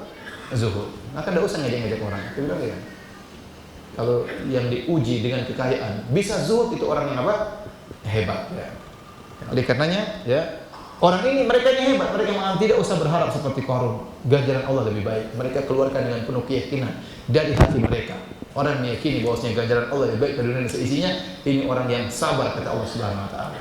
Bagaimana tidak, Nabi SAW mengatakan raka'atul fajri khairu minad dunya wa ma fiha. 2 rakaat sebelum subuh lebih baik daripada dunia dan seisinya. Seluruh isi dunia ini dengan kekayaan kemewahannya, dengan mobil-mobil mewahnya, bangunan yang indah, emas dan perak, semuanya masih kalah dengan apa? Pahala salat 2 rakaat sebelum subuh. Akhirnya begitu dia di puncak-puncak kesombongan, maka Allah benamkan dia. Kata Allah, fa khasafna bihi wa bidarihil arda fama kana lahu min fi'atin yansurunahu min dunillah. Kami pun benamkan dia dan benamkan rumahnya, benamkan hartanya seluruhnya. Jadilah harta apa? Qarun, dibenamkan. Ya. Tadi kita sebutkan di awal ada pendapat yang mengatakan itu karena doanya Nabi Musa agar menenggelamkan Qarun. Ya. Kenapa kalau Qarun saja ditenggelamkan, nanti orang akan nuduh, oh Nabi Musa ingin hartanya, maka Qarun suruh tenggelam, hartanya diambil. Makanya ditenggelamkan Qarunnya beserta apa? Seluruh hartanya. Karena Nabi Musa tidak cari dunia, tenggelamkan seluruhnya. Fama kana lahu min fi'atin yansurunahu min dunillah. Tidak ada anak buahnya, tidak ada gengnya, tidak ada pekerjanya, pegawainya yang menyelamatkan dia. Tidak bisa. Bahkan mereka juga tenggelam dalam sebagian pendapat ahli tafsir, mereka juga ditenggelamkan. Tidak ada yang bisa nolong. Kalaupun tidak ditenggelamkan, mereka tidak bisa tolong bosnya. Ya, ente sekarang punya anak buah di dunia. Kalau di akhirat siapa yang bisa tolong? Masing-masing lari. Masing-masing sibuk dengan urusannya sendiri-sendiri. Anak buah ente tidak bermanfaat bagi ente. Oleh karenanya Allah benamkan Qarun dan tidak ada anak buahnya yang bisa menolongnya. Wa makana minal muntasirin. Dia termasuk dari orang-orang yang tidak tertolong. Setelah melihat itu semua, wa asbahal ladzina tamannaw makanahu bil amsi yaquluna wa ka'anna Allah yabsutu rizqa liman yasha'u min ibadi wa yaqdiru lahu wa yaqdir laula amanna Allah alaina la khasafa bina wa ka'annahu la yuflihul kafirin. Maka jadilah orang-orang yang kemarin berkeinginan punya harta seperti Qarun, mereka sadar. Mereka mengatakan, lihatlah Allah memberi rizki kepada yang Allah kehendaki dan Allah menyempitkan rizki dari kepada Allah yang Allah kehendaki. Laula an manallahu alaina. Jadi ini mereka mengatakan harta tidak menunjukkan kasih sayang Allah. Ya, bisa jadi Allah berikan harta kepada orang yang Allah cintai, bisa jadi Allah berikan harta kepada orang yang tidak Allah cintai seperti Qarun. Maka mereka berkata, laula an manallahu alaina. Alhamdulillah Allah beri anugerah kepada kita. Akhirnya kita tidak dijadikan kaya. Kalau kita dijadikan kaya bisa jadi seperti apa? Qarun. La khasafa bina. Jadi mereka sadar bahwasanya kondisi mereka miskin itu karunia dari Allah. Mereka tahu bahwasanya mereka dijadikan susah tidak seperti Qarun, itu karunia dari Allah. Seandainya kami seperti Qarun, la khasafa bina. Allah akan benamkan kami pula bersama Qarun. Wa ka'annahu la yuflihul kafirun. Sungguh orang-orang yang kafir itu tidak beruntung.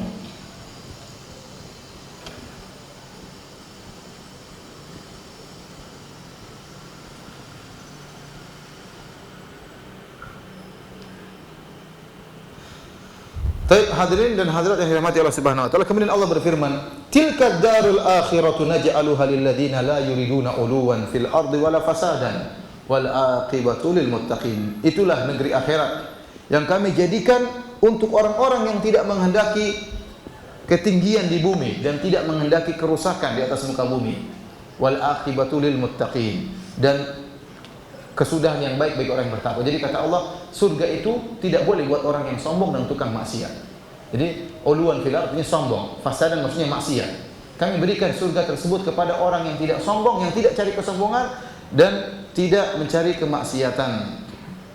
Dan ini ya, karena saya katakan tadi orang sombong tempatnya di neraka jahanam. Kata Allah Subhanahu wa taala ya tentang neraka jahanam, kata Allah, "Fala bi'sa mathwal mutakabbirin." Dan neraka jahanam adalah tempat terburuk bagi orang-orang yang sombong. Iblis masuk neraka karena sombong. Disuruh sujud kepada Adam, kata Allah, "Aba wastakbar wa kana minal kafirin." Dia enggan dan dia sombong, maka dia termasuk orang-orang yang termasuk dari golongan yang kafir, masuk neraka jahanam. Maka kalau Anda cari kesombongan di dunia, Anda tidak akan dapatkan surga. Kata Nabi SAW, "La yadkhulul jannata man kana fi qalbihi mithqalu dzarratin min kibar." Ya, tidak akan masuk surga orang dalam hatinya ada kesombongan meskipun hanya sebesar zarrah. Ada sedikit saja kesombongan tidak masuk surga. Entah sombong karena harta, entah sombong karena jabatan, entah sombong karena kekayaan, entah sombong karena kedudukan, entah sombong karena nasab, karena keturunan, entah sombong karena ilmu. Dan saya katakan, ilmu juga sangat membuat orang mudah sombong kalau tidak dicari karena Allah. Ya, sebagaimana harta bisa bikin orang sombong, ilmu juga bisa bikin orang sombong. Sombong sudah mentang-mentang hafal ini, hafal anu, sudah gini, kemudian sombong dan angkuh, mentang-mentang punya gelar, mentang-mentang punya titel, kemudian sombong merendahkan orang lain. Ini juga bahaya. Jadi surga tidak pantas bagi orang-orang yang sombong. Apa kata Abu Muawiyah? Siapakah orang-orang yang tidak menginginkan kesombongan? Kata dia, "Huwa man lam yajza' min dhulliha." Itu seorang yang sabar dengan kehidupan dunia yang susah. Dia tidak protes.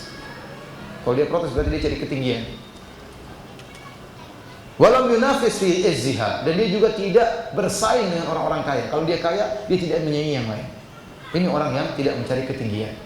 Jadi tatkala diuji dengan kesulitan, dia tidak protes.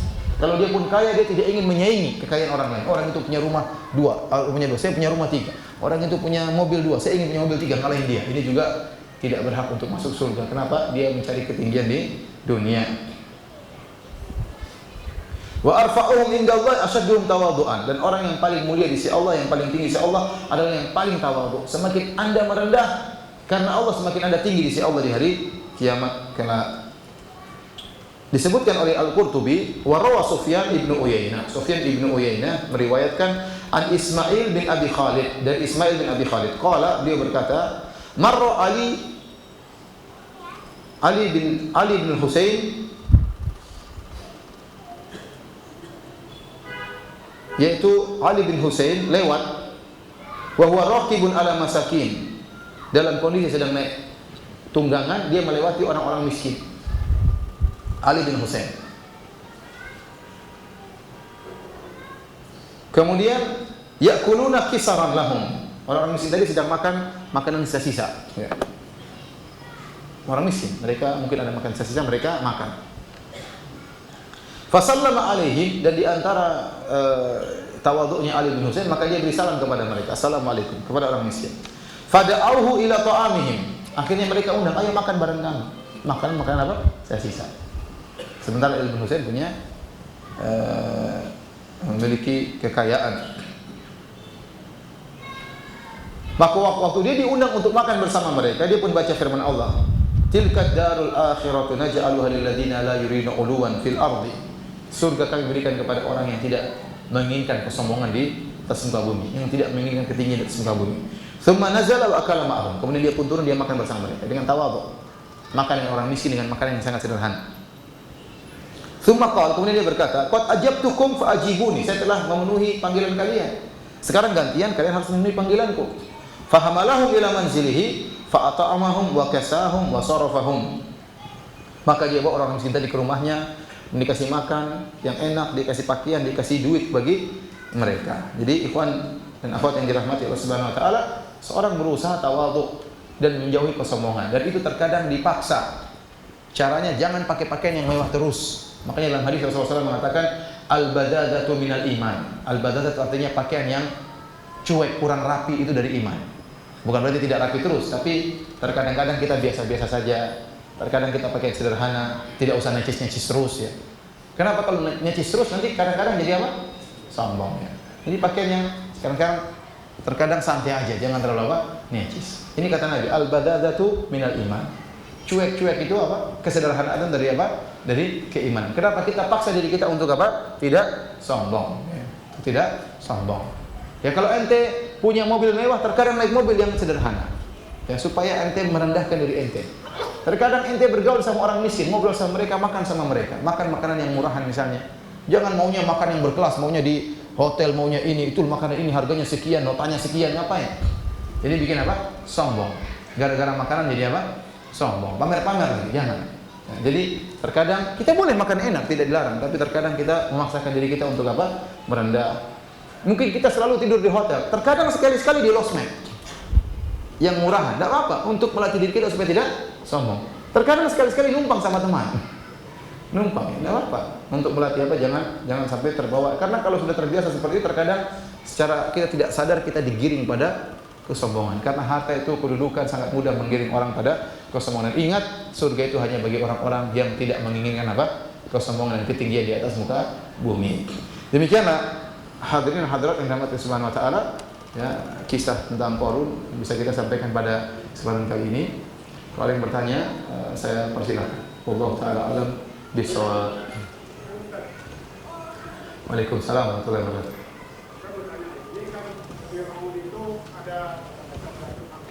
Ada apa? Ada macam-macam warnanya, turunannya ya. Ada Tutankamon, ada Paros, macam. Ada siapa? Paros. Ya, terus. Maka ada Firaun yang bisa dilakukan di Laut Merah. Nah, apakah semua setelah itu diturunkan ke Merah, Mesir itu kan kembali misalnya Saya kurang dengar, mohon maaf. Tolong dekat sini Pak, mohon maaf. Bisa dekat. Mohon maaf ya. Ini Ustaz, Iya. Firaun itu kan macam-macam, ada Tutankamon, ada Paros dan macam-macam. Iya. Maka ada Firaun yang ditenggelamkan di Laut Merah. Iya. Nah, setelah itu Mesir kan juga diperintah dengan Auzah. Iya. Firaun mana yang dikatakan ini yang durhaka? Oh, Fir'aun mana yang dikatakan durhaka? Fir'aun yang di zaman Nabi Musa. Jadi beliau mengatakan Fir'aun itu banyak. Benar, Fir'aun itu gelar bagi raja-raja Mesir. Fir'aun adalah gelar bagi raja-raja Mesir. Sebagaimana presiden adalah gelar bagi penguasa Indonesia misalnya. Sebagaimana kaisar adalah gelar bagi penguasa Romawi. Ya. Sebagaimana Najasyi adalah gelar bagi penguasa Habasyah. Semuanya Najasyi, tapi namanya beda-beda. Jadi Fir'aun itu artinya raja. Nah, beliau bertanya, Fir'aun mana yang durhaka yang ditenggelamkan oleh Allah Subhanahu wa taala? Yaitu Fir'aun yang ditenggelamkan di Laut Merah. Dia yang ditenggelamkan oleh Allah. Yaitu Fir'aun yang di zaman Nabi siapa? Musa alaihissalam. Ada khilaf, apakah yang di zaman Nabi Yusuf Fir'aun atau bukan? Karena Fir'aun itu dari suku Akbah, dari suku Kipti. Penguasa Mesir dari suku Kipti namanya Fir'aun. Ada yang mengatakan yang menguasai Mesir di zaman Nabi Yusuf bukan Fir'aun, bukan dari suku Akbah, jadi bukan dari suku asli Mesir, tapi Heksos namanya, dari suku yang lain. Wallahu a'lam bishawab. Itu tidak penting bagi kita, yang penting Fir'aun yang durhaka itu yang ditenggelamkan. Itulah yang di zaman Nabi siapa? Nabi Musa alaihissalam.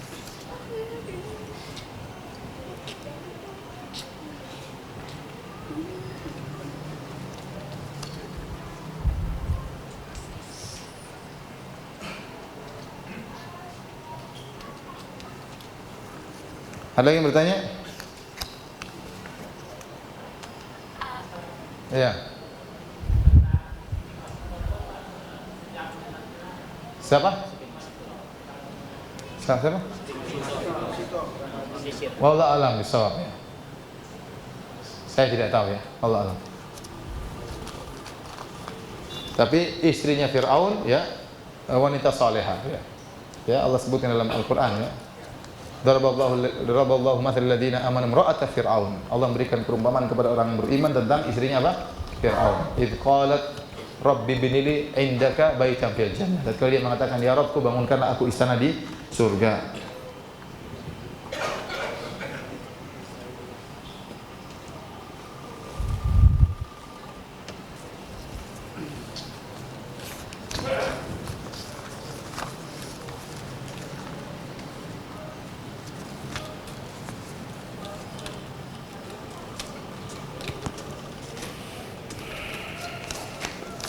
Banyak pertanyaan susah-susah semua ya. Tanya sama ustaz yang lain.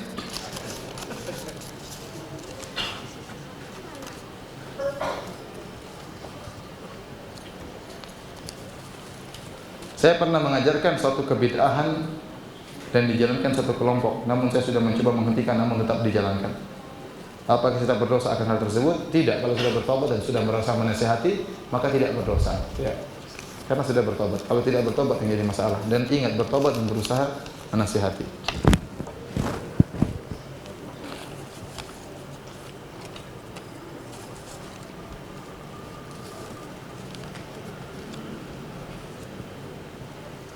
Ustadz, bagaimana cara menasihati istri yang sekarang sudah mulai lalai? Menasihati istri yang sekarang sudah mulai lalai dari beribadah, padahal istri di rumah tidak kerja. Jika dikasih hati, istri saya selalu dinasihati. Istri saya selalu mengangkat suaranya dan selalu membanding-bandingkan saya dengan laki-laki lain. Mohon nasihatnya Ustaz. Itu kasihan. Hal yang sangat menyakitkan tatkala istri membanding-bandingkan suaminya dengan apa laki apa? Lain. Sebaliknya, hal yang sangat menyakitkan bagi seorang istri tatkala dibanding-bandingkan dia dengan wanita yang lain. Bilang baik-baik, istriku, saya nggak suka dibanding-banding. Mau kamu dibanding-bandingkan istri yang lain? Mau saya bilang istri saya yang lain, masya Allah, kerja di rumah, sayang sama suami, ngurus anak. Loh, kamu nggak ada kerjaan, kamu suka saya gitu kan? Kalau nggak suka, jangan banding-bandingkan saya sama laki-laki yang lain. Nah, saya itu pelan-pelan baik-baik. Kamu tuh, jadi jelaskan kepada istri bahwasanya kamu salah. Kamu tuh salah atau tidak? Saya tidak salah. Kamu tuh salah. Enggak, saya nggak salah. Kamu yang salah, Mas. Ya udah. Repot itu, pelan-pelan. Ajak makan ke restoran, ngomong baik-baik. Kamu salah. Kan orang wanita muslimah harusnya ibadah, harusnya baik-baik. Pokoknya jangan dihadapi dengan kekerasannya. Jangan dihadapi dengan apa? Kekerasan, ngalah.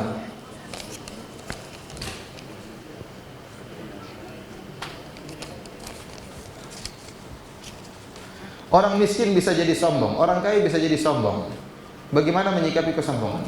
Kita bilang, buat apa kita sombong? Seluruhnya dari Allah Subhanahu wa taala. Kalau Allah cabut seketika bisa. Ada orang pintar tiba-tiba dicabut ilmunya jadi bodoh. Ada orang tenar tiba-tiba jadi terhinakan. Ya, Allah bisa cabut seketika. Ada orang kaya tiba-tiba miskin, ada orang sehat walafiat tiba-tiba mati. Maksud saya, buat apa ente sombong? Semuanya titipan dari Allah Subhanahu wa taala. Allah bisa cabut seketika, kapan-kapan saja Allah kehendaki, bisa dicabut dari Allah Subhanahu wa taala.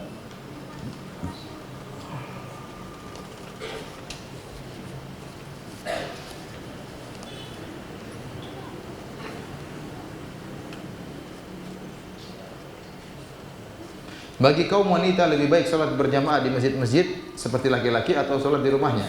Wanita paling afdal salat di rumah. Kata Nabi sallallahu alaihi wasallam, "La tamna'u ima Allahi masajidallah wa buyutuhunna khairun lahun." Jangan kalian melarang para wanita untuk ke masjid. Kalau mereka ingin ke masjid silakan, tetapi rumah mereka lebih baik bagi mereka. Kenapa di rumah lebih astar, lebih menutup aurat mereka, lebih tidak dilihat oleh laki-laki.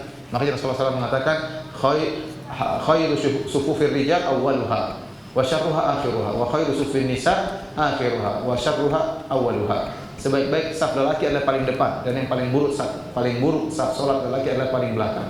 Dan terbaik saf wanita adalah yang paling belakang, dan yang paling buruk paling depan. Jadi wanita berusaha jauh dari apa? Jauh dari lelaki. Semakin jauh semakin baik. Makanya di rumah mereka lebih baik. Ya. Bahkan seorang mengatakan kalau mereka sholat di rumah dapat 27 derajat. Inilah keistimewaan Islam terhadap para wanita. Karena kalau mereka sholat 27 derajat, ternyata di rumah lebih baik. Berarti di rumah juga 27 apa? Derajat. Karena hukum asal laki-laki dengan perempuan hukumnya sama. Kalau laki-laki sholat di masjid dapat 27 derajat, di rumah 1, dan hukum asal laki-laki dengan perempuan sama. Berarti kalau perempuan ke masjid juga 27 derajat. Nah, ternyata di rumahnya lebih baik. Berarti kalau dia sholat di rumah, dia juga dapat 27 derajat. Ini kemudahan Allah berikan kepada para wanita. Namun kalau ada wanita ingin ke masjid, maka tidak dilarang. Kenapa dia ingin ke masjid mendengar imam bacaannya indah? Ya, boleh. Namun selalu saya sampaikan ada syarat-syaratnya. Pertama, dia tidak boleh berhias. Ya, dia memakai pakaian yang wajar. Tidak boleh mempercantik diri, kemudian tidak boleh pakai parfum sampai parfumnya tercium dari luar. Ini semua dilarang. Bahkan sebagian fuqaha mengatakan wanita yang masyhur terkenal dengan kecantikan tidak boleh ke masjid. Yang pas-pasan tidak apa-apa. Yang terkenal cantik tidak boleh ke masjid. Kenapa? Karena bisa menggoda. Imamnya pun bisa tergoda. Oleh karenanya kalau terkenal cantik tidak usah ke masjid, dari rumahnya. Kita tahu Sri Mulyani bilang, "Mbak, kok cantik sekali." Mbak, oh, udah berarti saya ini cantik. Kalau suami yang bilang kamu cantik sekali, jangan dulu percaya.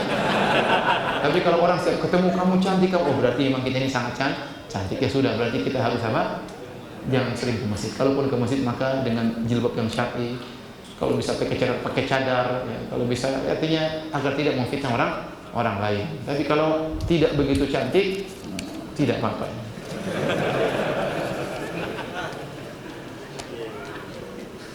Apakah salat-salat sunnah seperti salat rawatib, salat duha, tahajud, salat witir dan lainnya diawali dengan doa iftitah? Iya, segala salat baik salat rawatib maupun salat sunnah maupun salat fardu disunahkan dibuka dengan doa apa? Iftitah. Bagaimana sikap seorang mukmin terhadap kisah-kisah Israiliyat? Apakah bisa dijadikan hujjah? Jawabannya tidak ya. Jadi kisah-kisah tersebut terkadang disebut oleh para ahli tafsir untuk menyebutkan saja, mereka mengumpulkan apa yang disebutkan tentang hadis ini dan tentang ayat ini. Dan yang kritis dalam hal ini seperti Ibnu Katsir rahimahullah. Ibnu Katsir kritis. Dia sering sebutkan juga tentang Israiliyat, tapi kalau benar-benar maknanya benar-benar menyimpang dia bantah. Tapi kalau maknanya mendukung, maka dia sebutkan bukan sebagai dalil tapi sebagai penguat saja. Sebagai penguat saja ya. Seperti mana dalilnya bahwasanya Qarun adalah sepupunya Musa? Enggak ada dalilnya. Tapi inilah pendapat sebagian orang. Tapi tidak kita yakini secara mutlak. Tapi inilah pendapat tentang siapa Qarun ya. Karena tidak ada riwayat yang sahih. Tapi disebutkan hanya sebagai penguat. Namun banyak kalau kisah Israiliyat yang kemudian bertentangan maknanya dengan hadis-hadis yang sahih, maka tidak boleh kita sebarkan, bahkan harus kita bantah. Sebagaimana Ibnu Katsir sering demikian. Ibnu Katsir sering membantah kisah Israiliyat yang bertentangan dengan hadis-hadis yang sahih.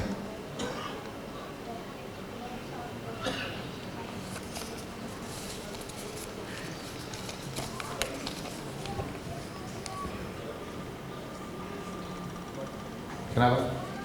Silakan. Salam telah berata.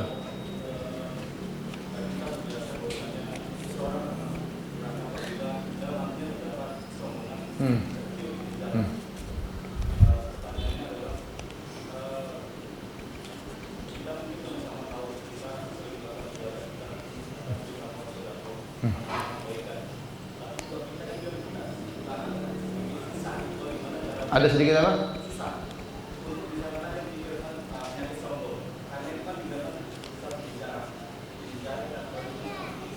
Pertanyaannya gimana? Jadi merasa susah untuk menyingkirkan kesombongan.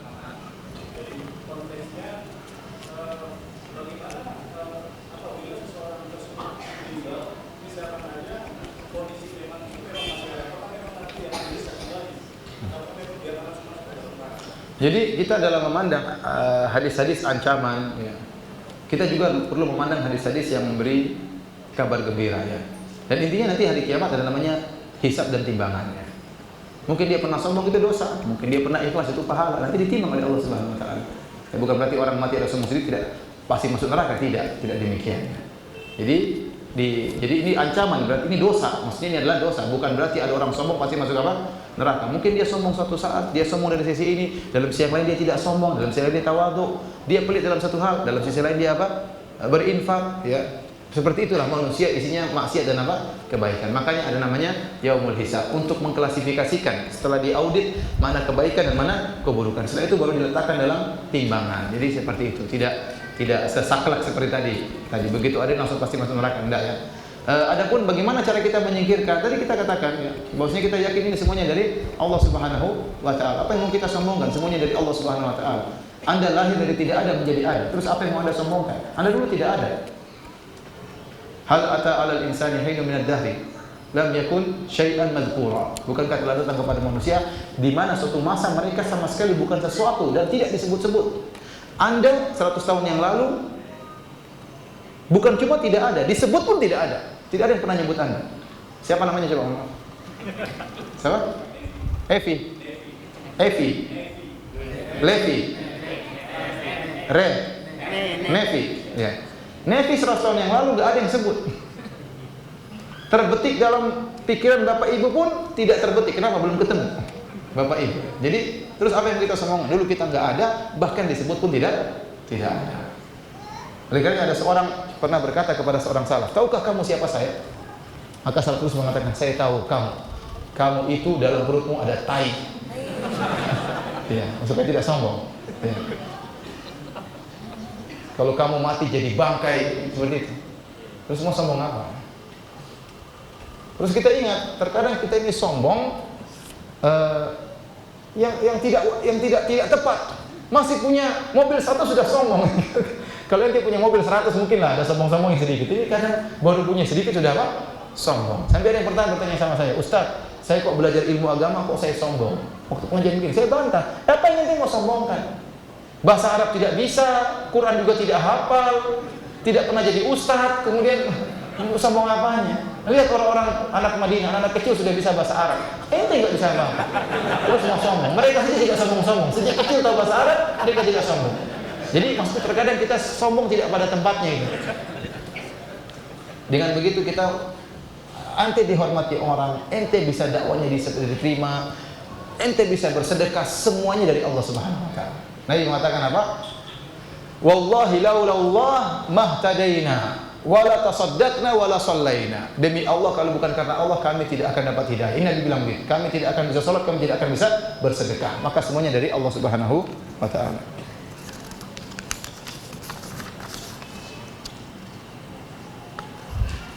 Assalamualaikum Ustaz, apakah hukumnya berjualan bendera? Jualan di jalan kan? Oh, bisa. Bendera ini boleh-boleh saja. Ini perkara duniawi, ya. Dan di semua negara ada bendera. Zaman Nabi juga ada bendera. Zaman Nabi juga. Dan bendera itu adalah simbol daripada kejayaan suatu negara. Di zaman Nabi pun demikian. Bendera harus dijaga. Dalam peperangan itu biasanya pegang bendera diserbu oleh lawan. Karena kalau benderanya jatuh, mentalnya jatuh. Maka mereka berusaha memegang bendera dengan hebat. Makanya disebutkan bagaimana Ja'far bin Abi Thalib pegang bendera. Waktu tangannya terputus, dia pegang dengan tangan kirinya. Terputus lagi, dia pegang dengan kedua lengan atasnya untuk memegang apa? Bendera. Jadi itu adalah perwakilan, ya. Makanya kalau orang bilang itu kan benda mati, sama benda mati. Ente kalau ada KTP ente dirobek-robek gimana? Ente suka, itu perwakilan saya itu KTP. Ya, misalnya kan ente juga tersinggung karena itu orang tahu itu perwakilan. Bukannya kita mengkeramatkan benda ini, tidak, itu perwakilan, simbol. Ya, sama waktu Nabi mengirim surat kepada Kisra, kemudian dirobek-robek. Ini kan cuma benda saja, tapi ini wakil dari siapa? Rasulullah SAW. Paham? Sama, bendera itu wakil dari suatu negara yang harus dihargai karena ini wakil dari suatu negara. Jadi mudah-mudahan tidak mengapa jualan apa? Bendera. Wallahu a'lam bishawab.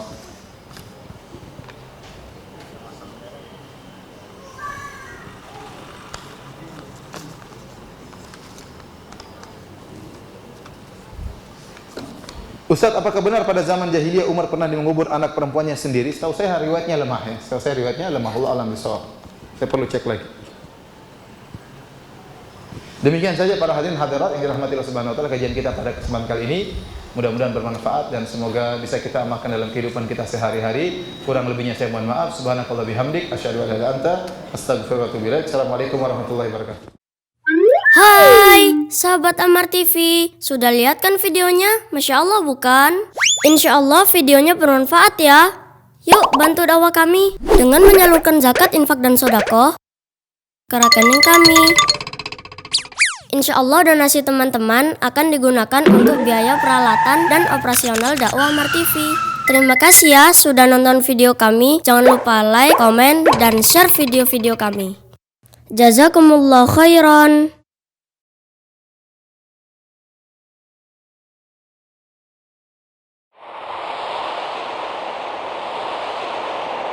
Ammar TV.